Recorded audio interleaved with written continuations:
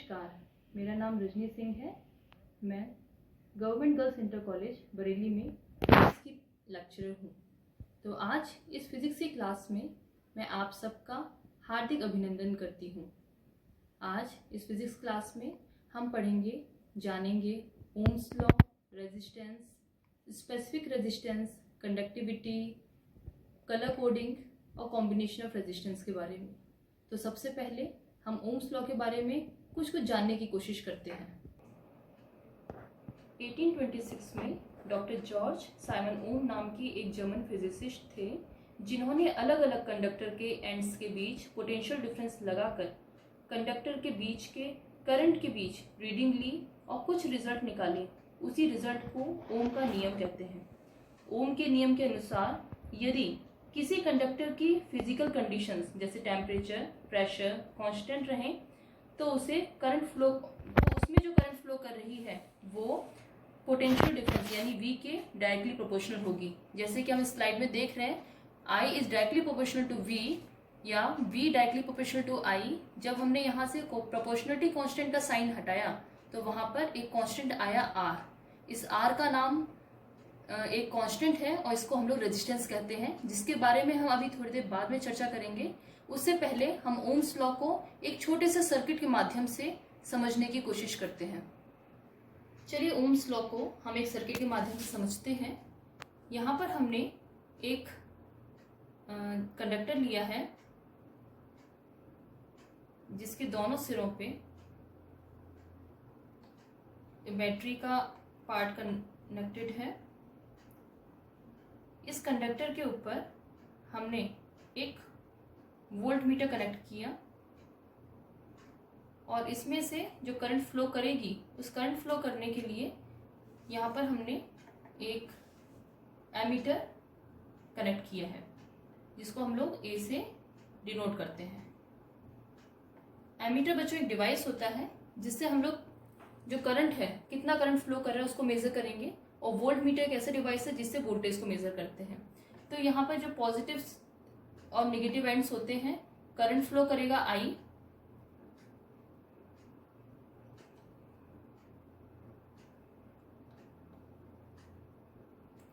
Current flow करेगा यहाँ पर I।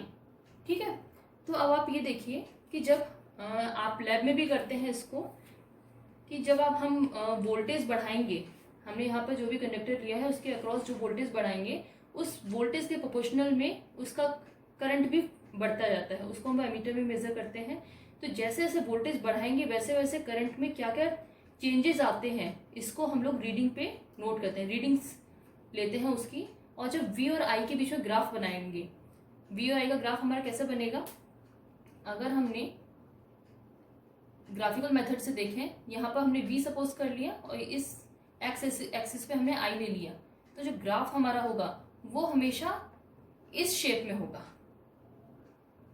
इस शेप में इंक्रीजिंग, ये बढ़ता हुआ शेप ले रहे हैं हम, इस शेप में होगा। और जो स्लोप है, ये स्लोप शो कर रहा है हमारा कितना रेजिस्टेंस है, यानी कि जितना ज्यादा स्लोप उतना ही ज्यादा रेजिस्टेंस इसमें ज्यादा होगा। तो ओम्स लॉ है। ओम्स लॉ को हम लोग एक बार फिर से हम इसकी डेफिनेशन देख लेते हैं।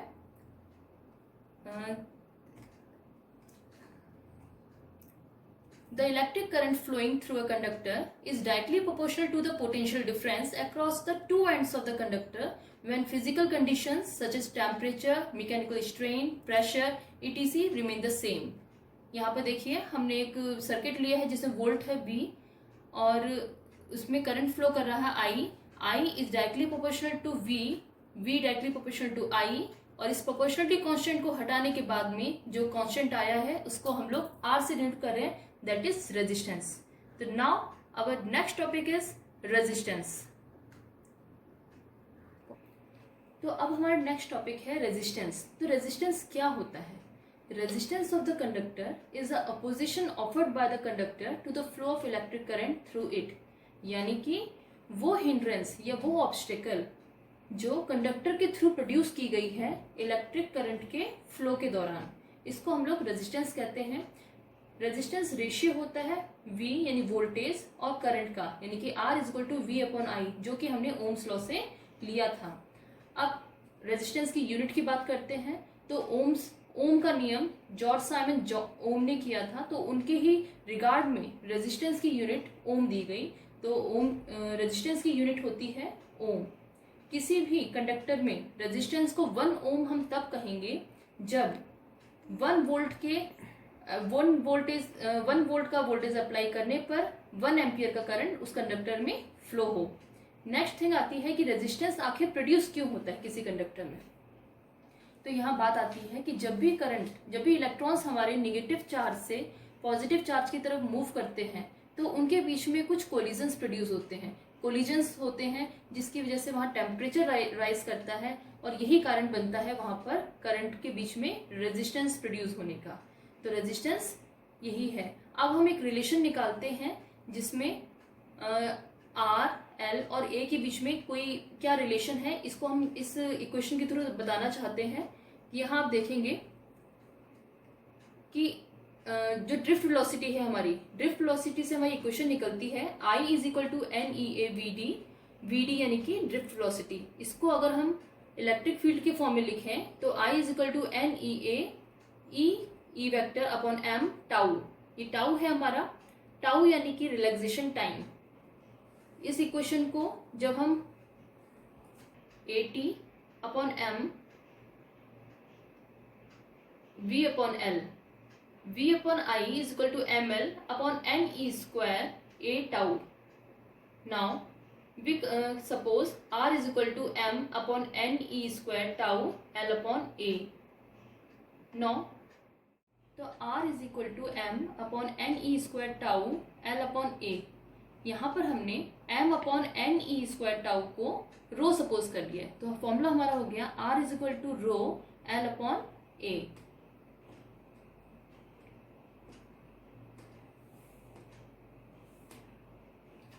Where rho = m upon NE² tau. यहाँ रो हमारा होता है रेसिस्टिविटी या फिर स्पेसिफिक रेसिस्टिविटी। तो resistance is directly proportional to the length and inversely proportional to cross sectional area of the conductor and depends on the nature of material।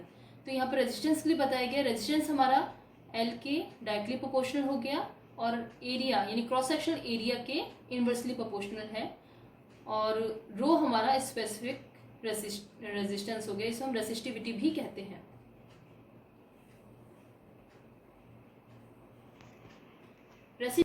Start. Resistivity depends upon nature of material and not on the geometrical dimension of the conductor। Resistivity के बारे में हम अभी थोड़ी देर बाद में discuss करेंगे।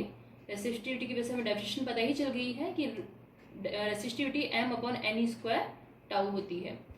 तो अब हम ये देखते हैं कि रेसिस्टेंस हमारा किन किन फैक्टर्स पे डिपेंड करता है। रेजिस्टेंस हमारा length of conductor, cross sectional area of conductor, number density of electron, relaxation time of free electron, इन सब पे डिपेंड करता है। ये सब फैक्टर्स हैं जो रेजिस्टेंस को अफेक्ट करते हैं। इनके बारे में हम धीरे धीरे करके चर्चा करते हैं। हाँ, जब हम लेंथ ऑफ कंडक्टर की बात करें तो लेंथ, जो फॉर्मूला हमने पढ़ा था अभी, R = ml upon NE² A tau, तो उसमें जो लेंथ थी वो रेजिस्टेंस की डायरेक्टली प्रोपोर्शनल थी, यानी कि अनुक्रमानुपाती थी। तो इसका मतलब जैसे लेंथ बढ़ेगी उतना ही रेजिस्टेंस बढ़ेगा डायरेक्टली प्रोपोर्शनल में। दूसरी बात आती है cross sectional area of conductor, यानी कि एरिया कैसे रेजिस्टेंस को अफेक्ट करता है। तो एरिया रेजिस्टेंस के इन्वर्सली प्रोपोर्शनल होता है। तो अगर एरिया हम अगर एरिया बढ़ाएंगे तो रेजिस्टेंस उतना ही कम हो जाएगा। In the same way number density of electron, यानी कि कितना इलेक्ट्रॉन का घनत्व है वहां पर, तो n हमारा इन्वर्सली प्रोपोर्शनल होता है। अगर हम इलेक्ट्रॉन्स की नंबर डेंसिटी बढ़ाएंगे तो रेजिस्टेंस भी कम हो जाएगा। Relaxation time of free electron, यानी कि श्रांति काल जिसे हम कहते हैं, तो ये रेजिस्टेंस के इन्वर्सली प्रोपोर्शनल होता है। अगर रिलैक्सेशन टाइम बढ़ाएंगे तो रेजिस्टेंस कम हो जाएगा। तो यहाँ पर हमें रेजिस्टेंस, रेसिस्टिविटी और स्पेसिफिक रेजिस्टिविटी के बारे में। When current flow in a conductor, the ratio of the intensity of the electric field E at any point within the conductor and the current density J at that point is called the specific resistance of the conductor। यानी कि specific resistivity होती है हमारी, जिसको हमने रो से denote किया था, इसको हम रो से डिनोट करते हैं और पहली स्लाइड में हमने देखा था कि रो आर ए अपॉन एल का के बराबर होती है और इलेक्ट्रिक फील्ड और करंट डेंसिटी इनका रेशियो होती है। अगर हम रो की बात करें तो इसकी यूनिट है वो है ओम मीटर, ए की यूनिट होती है, रेजिस्टेंस हो गया हमारा ओम, और यहाँ सॉल्व करेंगे तो ओम मीटर। कंडक्टेंस और कंडक्टिविटी ये दो टर्म्स आते हैं हमारे। इसमें जो कंडक्टेंस है वो होता है हमारा रेजिस्टेंस का रेसिप्रोकल और इसकी यूनिट होती है महो, यानी कि ओम का उल्टा महो। जैसे रेजिस्टेंस का उल्टा कंडक्टेंस हो गया, वैसे ओम का उल्टा हो गया महो। कंडक्टिविटी रेसिप्रोकल होता है रेसिस्टिविटी की, जो हमने रेसिस्टिविटी पढ़ी थी जिसको हम रो से डिनोट कर रहे थे, उसका जस्ट रेसिप्रोकल कंडक्टिविटी होता है। इसको हम लोग डिनोट करते हैं सिग्मा से और इसकी यूनिट होती है महो पर मीटर। जैसे वहां पर थी हमारी ओम पर मीटर, यहाँ है महो पर मीटर। इसके बाद नेक्स्ट हम टॉपिक में बताते हैं आपको कलर कोडिंग के बारे में। अब हम कलर कोडिंग के बारे में पढ़ेंगे। हमने मार्केट में कई बार देखे हैं कि बहुत छोटे छोटे सिरेमिक के रेजिस्टेंस होते हैं जिनमें कई लाइंस बनी होती हैं, लेकिन मन में एक क्वेश्चन शायद आप लोगों के आता होगा कि आखिर हम कैसे उन रेजिस्टेंस की वैल्यू पता लगाएं कि कितने ओम का रेजिस्टेंस है, क्योंकि वो इतने छोटे छोटे होते हैं कि उस पर कुछ लिख पाना पॉसिबल नहीं हो पाता है। लेकिन उन रेजिस्टेंस के ऊपर जो रिंग्स बनी होती है, कलरफुल रिंग्स, जिसको आप यहाँ पर देख भी रहे हैं, इन रिंग्स को अगर आप देखेंगे तो ये ऐसी छोटी छोटी रिंग्स बनी होती हैं। इन रिंग्स पे ही उस कार्बन रेजिस्टेंस का वैल्यू होता है। कैसे, हम वही अब कैलकुलेट करते हैं। जो फर्स्ट टू लाइंस होती हैं, जहां बी और वी जैसे लिखा हुआ है, जो फर्स्ट टू रिंग्स होती हैं ये हमारी दो फर्स्ट सिग्निफिकेंट फिगर्स की वैल्यू होती है। जो थर्ड रिंग होती है ये इंडिकेट करती है कि वो कितने का मल्टीप्लायर है। जो लास्ट रिंग होती है ये टॉलरेंस होती है। The last ring indicate the tolerance in the percentage about the indicated value. Example हमने ले लिया, अगर हमें किसी का रेजिस्टेंस का कार्बन कोडिंग निकालनी है तो फॉर्मूला हमारा होगा ए बी, यानी कि फर्स्ट टू का मल्टीप्लीकेशन इनटू 10 की पावर प्लस माइनस डी, यानी कि टॉलरेंस वाली जो रिंग है उसका परसेंटेज के फॉर्म में आएगा, ये उसका ओम होगा। यहाँ पर जो कलर्स होते हैं उन कलर्स को हम एक टेबल के थ्रू देखेंगे। ये लेटर हो गया हमारा, यहाँ कलर हो गया, ये नंबर है उसका जो मल्टीप्लाई में देखना है। यह जो परसेंटेज वाले हैं उनके कलर्स ये हैं। लेटर है B, B for black, B for brown, R for red, O for orange, Y for yellow, G for green, B for blue, V for violet, G for grey, W for white. इनका number देखें अगर हम कि black का number 0 है, brown का number 1 है, red का नंबर 2 है, ऑरेंज का 3, येलो का 4, ग्रीन का 5, ब्लू का 6, वायलेट का 7, ग्रे का 8, वाइट का 9। और जो डी नंबर पे आए हैं, जो लास्ट रिंग होती है वो 2 कलर्स ही होते हैं, 3 कलर्स होते हैं उसमें, या तो गोल्ड कलर होगा, सिल्वर कलर होगा, या कोई कलर नहीं होगा। अगर गोल्ड कलर है तो परसेंटेज 5% है, सिल्वर कलर है यानी कि 10%, और कोई कलर नहीं यानी कि टॉलरेंस हमारा हो गया 20%। इस जो टेबल है इसको याद रखने थोड़ा आप लोगों के थोड़ा मुश्किल पड़ेगा, लेकिन उसकी एक छोटी सी ट्रिक है जिसको हम लोग ऐसे याद रखेंगे। B B Roy of Great Britain has very good wife. B Roy, आप इसको देखिए, BROY Roy of Great Britain, great का G, ब्रिटेन का B, वेरी का V, गुड का G एंड वाइफ का W। Therefore, B Roy of Great Britain has very good wife. अब हम कुछ एग्जाम्पल्स के थ्रू इन कलर कोडिंग को समझते हैं। सपोज कर लिया हमने कोई कार्बन, कोई रेजिस्टेंस है हमें पर, तो उसका फर्स्ट जो लाइन है, जो कलर है वो B है, फिर वॉयलेट है एंड देन ब्लैक है, ब्राउन, वॉयलेट एंड ब्लैक। तो ब्राउन का अगर हम देखें तो ब्राउन का नंबर क्या है 1, तो हमने यहाँ पर 1 लिखा। वॉयलेट का नंबर क्या है 7, तो यहाँ हमने लिखा 7।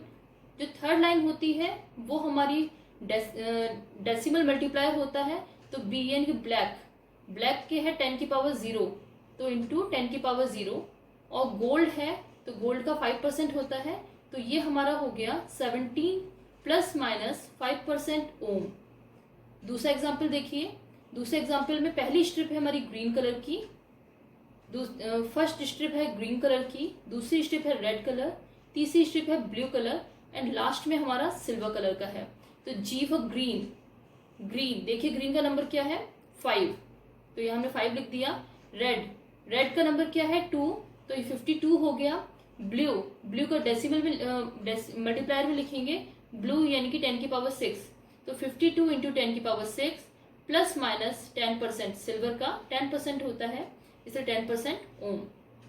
लास्ट में एक एग्जांपल हमने और लिया, फर्स्ट स्ट्रिप हमारी ब्राउन है, सेकेंड स्ट्रिप हमें वॉयलेट कलर की है, थर्ड स्ट्रिप ब्लैक कलर की है, लेकिन इस बार यहाँ पर टॉलरेंस में कोई भी कलर नहीं है, दैट मीन्स नो कलर।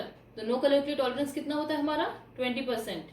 तो ये हमारा हो गया ब्राउन के लिए 1, वॉयलेट के लिए 7 इंटू ब्लैक के लिए 10 की पावर 0, तो ये हुआ हमारा 17 प्लस माइनस 20% ओम। तो इस मेथड से आप किसी भी सिरेमिक कार्बन रेजिस्टेंस की कलर कोडिंग करके उसका ओम निकाल सकते हैं कि कितने ओम का रेजिस्टेंस है। चलिए नेक्स्ट टॉपिक जो हमारा है वो है series and parallel combination of resistance. जो रेजिस्टेंस होते हैं हम उनको दो तरीके से उनको कंबाइन कर सकते हैं। पहला होता है सीरीज कॉम्बिनेशन, दूसरा होता है पैरेलल कॉम्बिनेशन। जब हम सीरीज कॉम्बिनेशन की बात करते हैं तो दो रेजिस्टेंस में, जिसमें एक का, आप इसमें डायग्राम में देखिए, एक का सिरा एक के हेड और दूसरे का टेल, यानी कि इसका जब टेल जो है वो दूसरे के हेड से हमने कनेक्ट कर दिया, इस टाइप से 3 रेजिस्टेंस हमने यहाँ पर कनेक्ट करे हैं। तो सीरीज कॉम्बिनेशन में क्या होता है, when a number of resistors are joined end to end so that same current flow through each resistor, when some potential difference is applied across the combination, the conductor are said to be connected in series। इस combination की खास बात ये होती है कि यहाँ पर हर रेजिस्टेंस के पास वोल्टेज चेंज होता है और करंट सेम फ्लो करता है। यहाँ पर हमारा formula V equal to I R होता है, तो हम देखें V equal to IR1 plus IR2 plus IR3। अगर हम सीरीज कॉम्बिनेशन की बात कर रहे हैं जब, तो V इक्वल टू IRS में इन सब में से I कॉमन निकाल दिया हमने और I ये कैंसिल हो गया, तो हमारा सीरीज कॉम्बिनेशन का फॉर्मूला होगा RS is equal to R1 plus R2 plus R3। ये हमारा सीरीज कॉम्बिनेशन का डायग्राम है और ये फॉर्मूला है। इसमें हम नंबर ऑफ रेजिस्टेंस कनेक्ट कर सकते हैं एंड टू एंड। अब हम इसके दूसरे पार्ट पे जाते हैं जिसमें है पैरेलल कॉम्बिनेशन। तो नेक्स्ट है हमारा रेजिस्टेंस इन पैरेलल कॉम्बिनेशन। अगर हम पैरेलल कॉम्बिनेशन की बात करें तो उसका सेटअप ये होता है कि तीनों रेजिस्टेंस यहाँ पैरेलल फॉर्म में रखे होते हैं। वोल्टेज इन तीनों रेजिस्टेंस के अक्रॉस सेम होगा, लेकिन करंट यहाँ तीनों ही रेजिस्टेंस में अलग अलग जाएगा, अलग अलग डिस्ट्रीब्यूशन होगा। The 2 or more resistors are said to be connected in parallel if the same potential difference exists across all resistors. The potential difference V across each resistor is the same. The current is different in different resistance such that the total current flowing in the combination is I is equal to I1 plus I2 plus I3। क्योंकि यहाँ पर current जब 3 parts में divide हो रहा है, ये I हमारा करंट गया है, तो जब R1 वाले रेजिस्टेंस की तरफ जा रहा है उसका नाम हमने I1 दे दिया, जो R2 रेजिस्टेंस की तरफ करंट फ्लो कर रहा है उसका नाम हमने I2 दिया, जो R3 रेजिस्टेंस की तरफ करंट फ्लो कर रहा है उसका नाम हमने I3 दे दिया। तो करंट यहाँ पर I1 plus I2 plus I3 का कॉम्बिनेशन हो गया। ओम्स लॉ से जो formula V equal to IR होता है, वहां से अगर हम I की वैल्यू देखें तो I का फॉर्मूला हो जाएगा I is equal to V upon R। तो V अपॉन R की वैल्यू यहाँ पुट करेंगे हम, तो V upon R is equal to V upon R1 plus V upon R2 plus V upon R3। यहाँ पर हम V तीनों में ही वोल्टेज कॉमन है, कॉमन निकाल दिया हमने, निकालने को कैंसिल कर देंगे, तो लास्ट में जो रिजल्ट बचेगा हमारा वो होगा 1 upon R1 1 upon RP। Parallel के लिए RP हमने यूज डिनोट किया है, तो 1 upon RP is equal to 1 upon R1 plus 1 upon R2 plus upon 1 upon R3। तो ये हमारा पैरेलल रेजिस्टेंस का सेटअप हो गया। इन दोनों ही फॉर्मूले से हम बाकी क्वेश्चंस भी जो है बोर्ड एग्जाम्स में आते हैं वो हम सॉल्व कर सकते हैं। तो अब जब हमारी क्लास पूरी समाप्ति की तरफ बढ़ रही है तो मैं आप सबको फिर से वह याद दिलाना चाहती हूँ कि हमने आज क्या क्या पढ़ा। हमने ओम्स लॉ के बारे में पढ़ा है, रेजिस्टेंस पढ़ा है, स्पेसिफिक रेसिस्टिविटी के बारे में पढ़ा, कंडक्टिविटी के बारे में जाना, कैसे कलर कोडिंग करते हैं, कैसे रेजिस्टेंस का मान निकालते हैं। इसके अलावा अगर रेजिस्टेंस हमारे पास में है कई तो कैसे सीरीज और पैरेलल कॉम्बिनेशन में उनको निकाल के हम रेजिस्टेंस की वैल्यू ज्ञात कर सकते हैं। तो इन सब के साथ में मैं आप सबका बहुत बहुत आभार व्यक्त करूंगी, क्योंकि आपने बहुत ही सहयोग के साथ, बहुत तन्मयता के साथ में इस कक्षा में ध्यानपूर्वक हर चीज को सुना, समझा। आप लोग सुखी रहिए, स्वस्थ रहिए, घर में रहिए। धन्यवाद।